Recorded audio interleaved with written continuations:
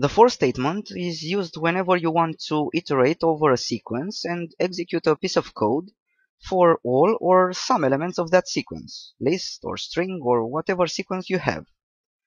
Let's start with an example of iterating or looping over a sequence. And first, let's define a list. I have already defined it. It is called vendors. Let's see it. Okay. Now let's see how can we make the for statement helpful to us. First, you will notice that there are some similarities to the if, elif, else syntax, meaning that the colon is again used to signal that an indented code follows the for statement. And speaking about indentation, we must indent the code inside the for loop using the tab key to separate it from the code that follows and is not part of that for statement. Let's better see this. We start by typing the for keyword. Then we enter the iterating variable, which is user defined, so you can name it however you like. Let's name it each vendor.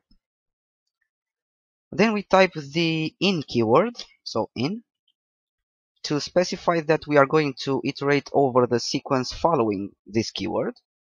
And finally, the sequence itself, followed by colon. So, vendors and a colon.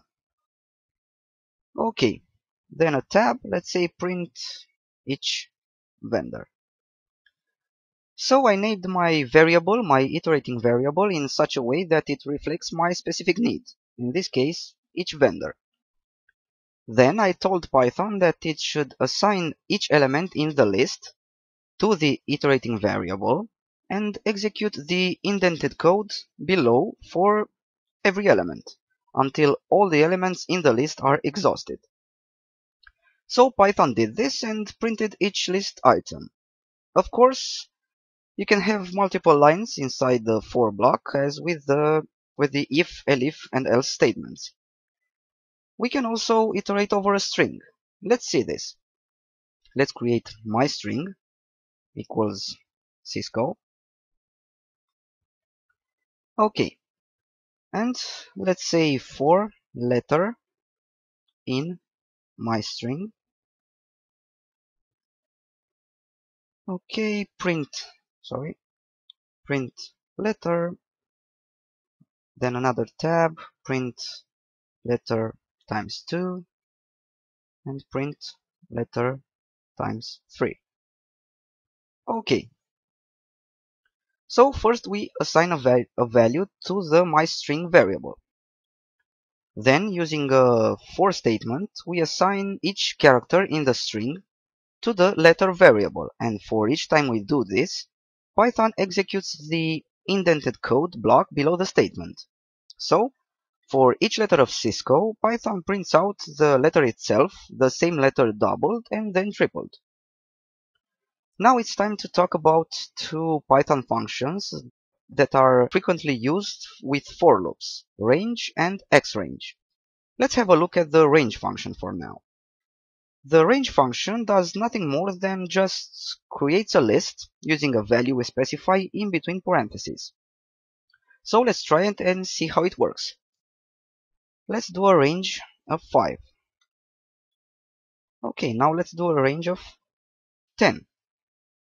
So after passing an argument of type integer to this function, Python creates a list starting from 0 as the first element and going up to, but not including, the integer we give as an argument. So it stops right before that value. But what if you don't want to start the list from 0? Then you should specify a starting point, like this. Let's say range of 5, 10, where 5 is the starting point, and the list will go up to, but not including, 10. Let's see this. Okay. Now what if you want to skip some elements and specify a step to increment by? Maybe you want to get the odd numbers between 1 and 10. You can do the following. Range of 1, 10, 2, where the third element in parentheses is actually the step value. So we got the odd elements between 0 and 10. Nice. Now, as I said, there is also the xrange function available in Python. The difference is that while range creates the entire list from the very beginning, xrange creates the list elements as they are needed, so it is more memory friendly than the range function. Now let's see an example of a for loop using the range function. Let's say for I in range of 5, a colon, then a tab, print I times 2. So we used for to loop over the list created by the range function, and for each element print out its value multiplied by 2. Nice. Now let's see a more common use of the range function inside the for statement. What if we want to iterate over a list using list indexes? Let's see what do I mean by that. We still have the vendors list in memory, so let's see vendors. Okay. Now remember the len function from the previous lectures? Let's apply it to our list. So len of vendors equals 5, because we have 5 elements in the list.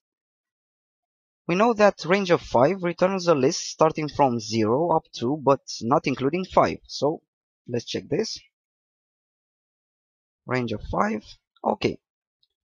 We can look at the elements of this list as being the indexes of each element of our list, vendors. So the element Cisco would have index 0. The element HP would have index 1, and so on. This means that if we want to get a list of indexes to iterate over using the for statement, we can use range of len of vendors, right? To obtain that list. So to use this in practice, let's create a for loop which prints out each element of the vendors list by its index. So for element index in range of len of vendors,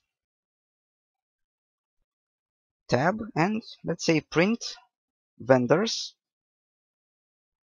and in between square brackets element index. So what we did here is we passed the result of one function, len, to another function, range. The result was the list of all indexes in the vendors list, depending on its length, of course. We then assigned each index value in this list to the element index variable and executed some code for each index. In translation, we told Python to check the length of vendors, get all possible indexes in the list, and then execute the for statement further. Python created the 0, 1, 2, and 1, 2, 3, and 4 list, and then printed out each element, vendors of 0, vendors of 1, and so on until the list was exhausted.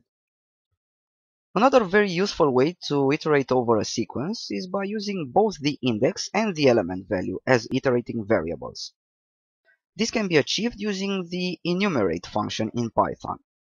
So let me first write this. So let's say for index, comma, element in enumerate of vendors.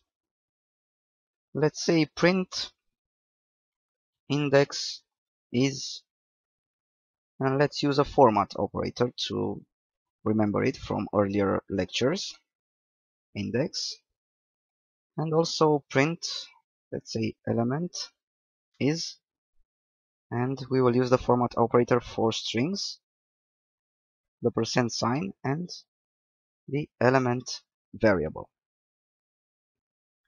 Okay, so using this method, Python returns both the index and the element value at the same time.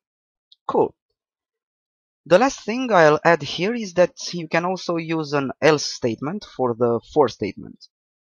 The indented code below else will be executed when for has finished looping over the entire list. So let's try this.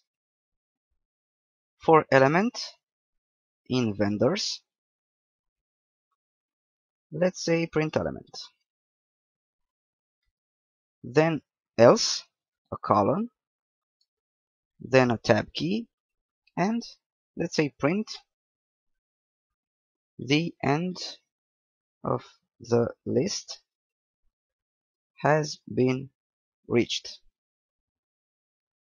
Okay, so as you can see, this for else block prints each element in the list, and finally it prints the string below the else statement, which is what we wanted in the first place. That's about all you have to master when talking about for loops.